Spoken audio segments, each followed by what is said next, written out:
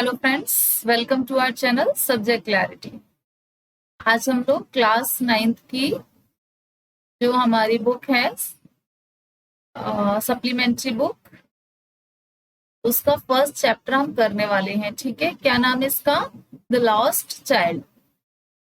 अच्छा, ये क्या है? द लॉस्ट चाइल्ड टाइटल को हम समझे तो बहुत सिंपल सा है। लॉस्ट मतलब हो जाता है कुछ भी खो गया हो, है ना।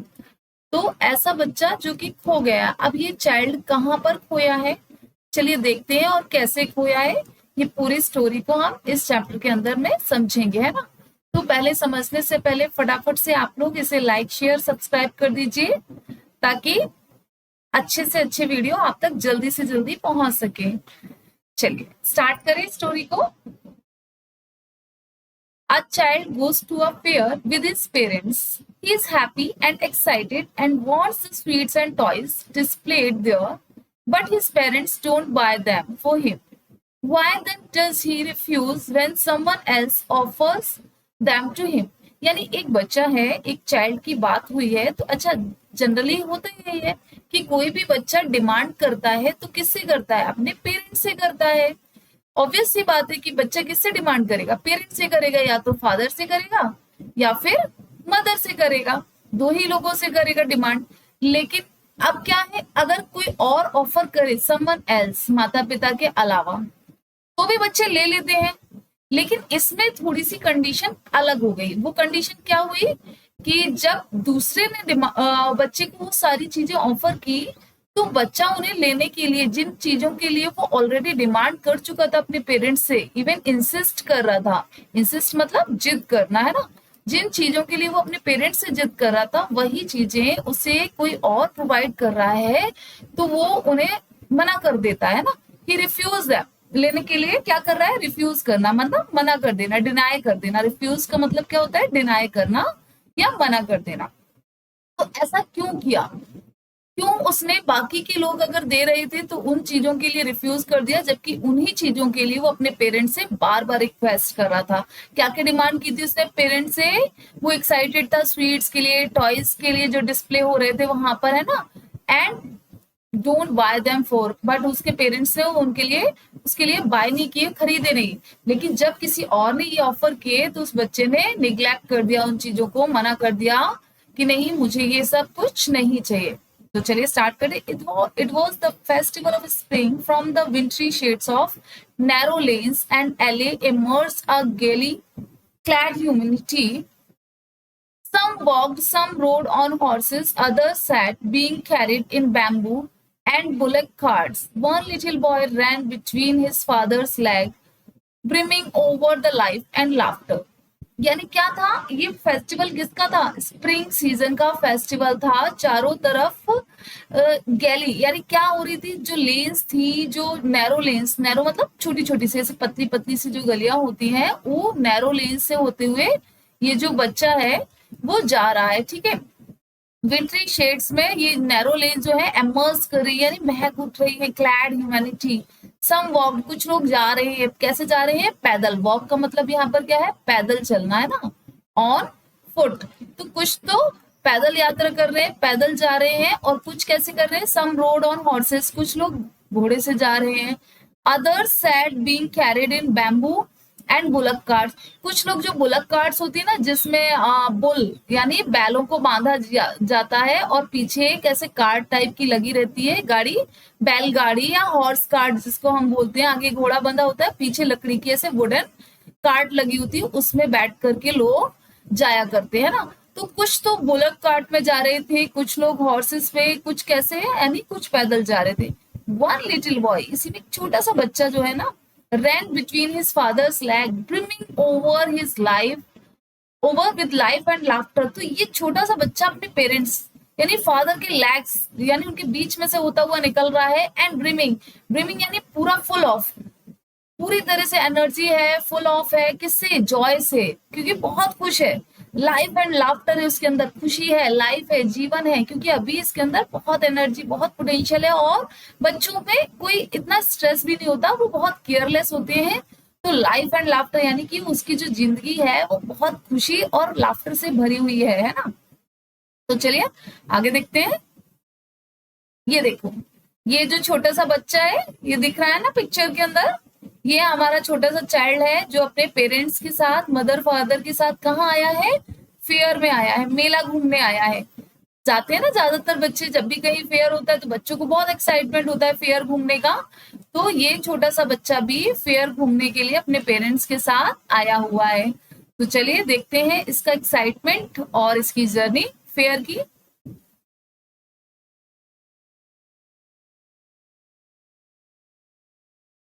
Come, child, come, called his parents as he lagged behind, fascinated by the toys in the shops that lined the way. यानी कम चाइल्ड कम, ये कौन कॉल कर रहा है? उसके पेरेंट्स ने कॉल किया उसी छोटे बच्चे को। वो क्या कह रहे हैं? इधर आओ, जल्दी आओ। क्यों ऐसे कॉल क्यों की उन्होंने? क्योंकि बच्चा क्या है, as he left behind him, वो पीछे छूट जाता है। पीछे क्यों छूट रहा है? क्योंकि पीछे इसलिए रह रहा है, बच्चा जो है ना वो चीजों से फैसिनेटेड है।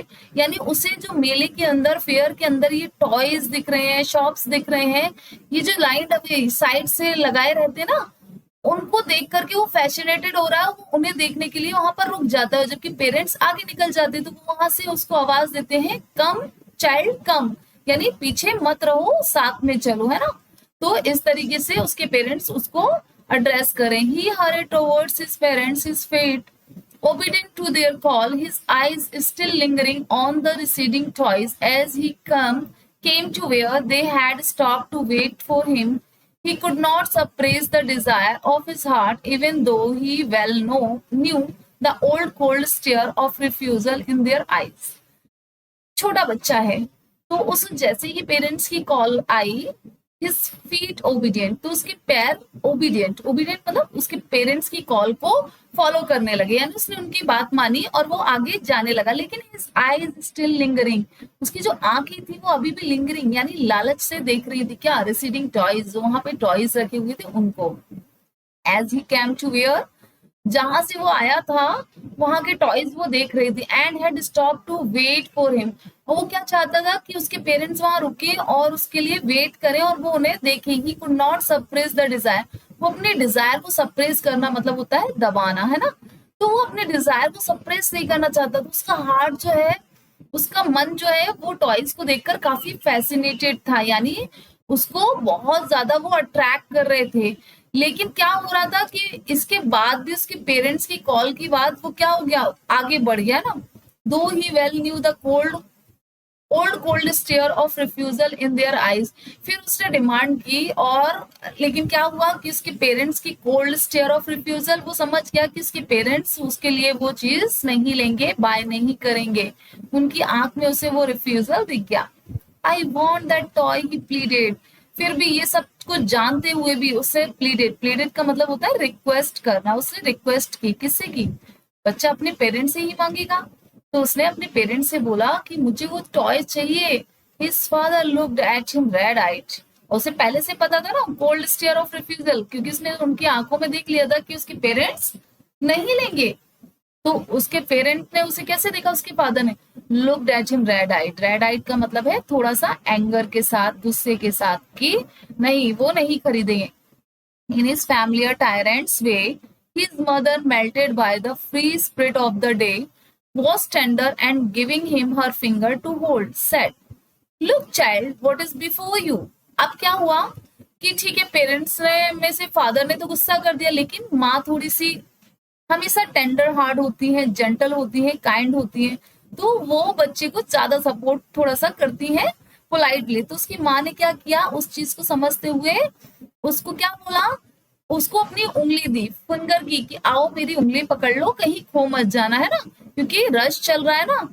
लुक चाइल्ड, आगे देखो बेटा, व्हाट इज बिफोर यू, आगे क्या है तुम्हारे लिए, तो आगे देखते चलो, है ना, पीछे जो रह गया उसको छोड़ दो। It was a flowering mustard field, pale like melted gold, as it swept across miles and miles of even land.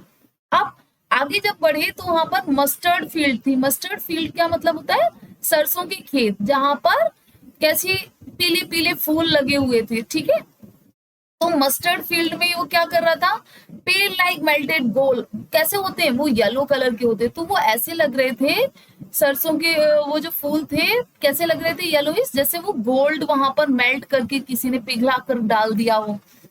swept across miles and miles of even land, यानी जितनी लैंड दिखाई दे रही थी वहां पर वो दूर दूर तक ऐसा लग रहा था किसी ने सोना जो है मेल्ट करके डाल दिया हो. It was a flowering mustard. A group of dragonflies were bustling about on their gaudy purple wings, intercepting the flight of a lone black bee or butterfly in search of sweetness from the flowers. The child followed them in the air with his gaze, till one of them would still its wings and rest, and he would try to catch it. अभी क्या हुआ, वहां सरसों के खेतों से निकला तो उसे क्या मिल गई आगे रास्ते में, a group of dragon flies. वो क्या कर रही थी, बसलिंग कर रही थी इधर से उधर, गॉडी पर्पल विंग्स थे उनके, यानी पंख है ना, तो पर्पल विंग से वो इंटरसेप्टिंग कर रही थी, फ्लाइट यानी इधर से उधर जा रही थी, ब्लैक बी और बटरफ्लाई भी. तो ये सब किसकी सर्च में थी, सर्च ऑफ स्वीटनेस, किसकी, फ्लावर्स की. जब बहुत सारे फूल होते हैं तो वहां पर ऐसे छोटे छोटे से insect, dragonfly, butterfly, black bee, ये सब क्या आती हैं, ये उसका सीरम लेने के लिए यानी फूलों का रस लेने के लिए वहां पर इकट्ठी होती है. द चाइल्ड फॉलोड देम, और ये इंसेक्ट्स होते हैं ना, ड्रैगन, बटरफ्लाई, इनको वो गेज कर रहा था, देख रहा था और उन्हें फॉलो कर रहा था. Till one of them would still its wings and rest and he would try to catch it, और वो क्या कर रहा था, कोशिश कर रहा था कि कैसे भी करके वो उनको पकड़ सके. But it would go fluttering, flapping up into the air when he had almost caught in his hands. तो जैसे ही वो पकड़ने के लिए हुआ तो इंसेक्ट्स है वो तो फटाफट से फ्लैपिंग की और उड़ गया, है ना, तो उड़ गया, उसके हाथ में नहीं आया. Then his mother gave a cautionary call, come child come, come on to the footpath. तभी उसकी माँ की एक फिर से एक ऑर्डर भरी आवाज आती है, बोलती है कि बेटा आ जाओ, फुटपाथ पे चलो, इधर उधर मत भागो, क्योंकि बच्चे इधर उधर रोड पे भागते हैं और वहां पर हॉर्स और बुल कार्ट भी चल रहे थे ना. तो उसके पेरेंट्स से उसकी माँ ने क्या बोला, come child come on to the footpath, कहाँ पे चलो, क्योंकि ये लोग कैसे जा रहे हैं, ये वॉक ऑन फुट यानी पैदल चल के जा रहे हैं ना. उसकी माँ ने बोला कि कहाँ पर चलो, फुटपाथ पर, इधर उधर नहीं भागो. तो एक कॉशनरी कॉल जो है उसकी माँ की तरफ से उसे मिली. He ran towards his parents gaily and walked abreast of them for a while, being, however, soon left behind, attracted by the little insects and worms along the footpath that were teeming out from their hiding places to enjoy the sunshine. अब आगे क्या हो रहा है, वो फिर से उसने फॉलो किया अपने पेरेंट्स के इंस्ट्रक्शंस को, है ना. Walked abreast of them while being however soon left him attracted by the little insect, जबकि वो छोटे छोटे इंसेक्ट्स, वॉर्म्स, फुटपाथ पर जो टेमिंग कर रहे थे, इन सब चीजों को एंजॉय कर रहा था, है ना. इवन सनसाइन को भी एंजॉय कर रहा था. छोटा बच्चा है तो उसे हर चीज बहुत ही फैसिनेटेड लग रही थी और वो हर चीज को एंजॉय करता हुआ चल रहा था. ठीक है,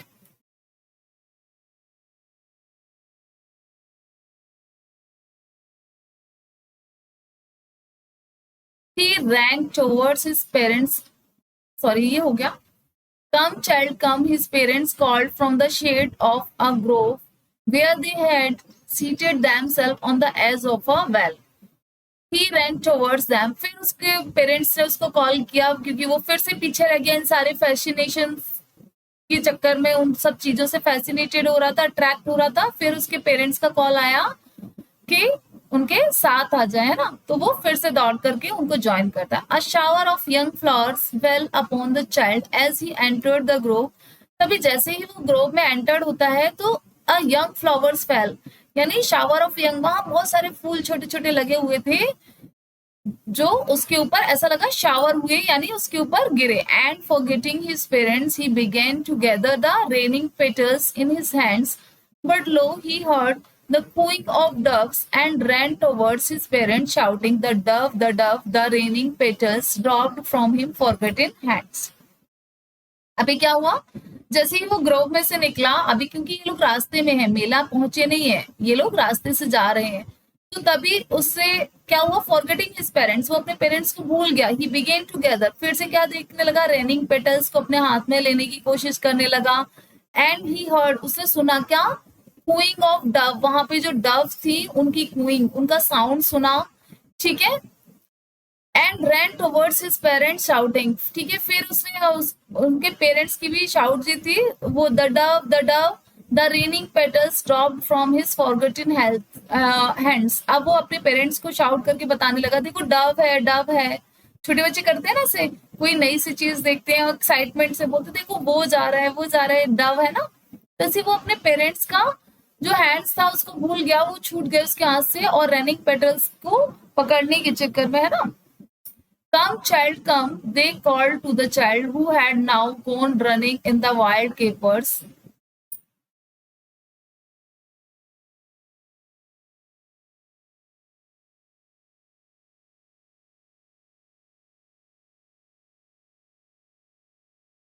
Come, child, come, they called to the child who had now gone running in the wild capers round the banyan tree, and gathering him up, they took the narrow winding footpath which led to the fair through the mustard field. अब फिर से उसे आवाज आई, कम child come, join कर लो।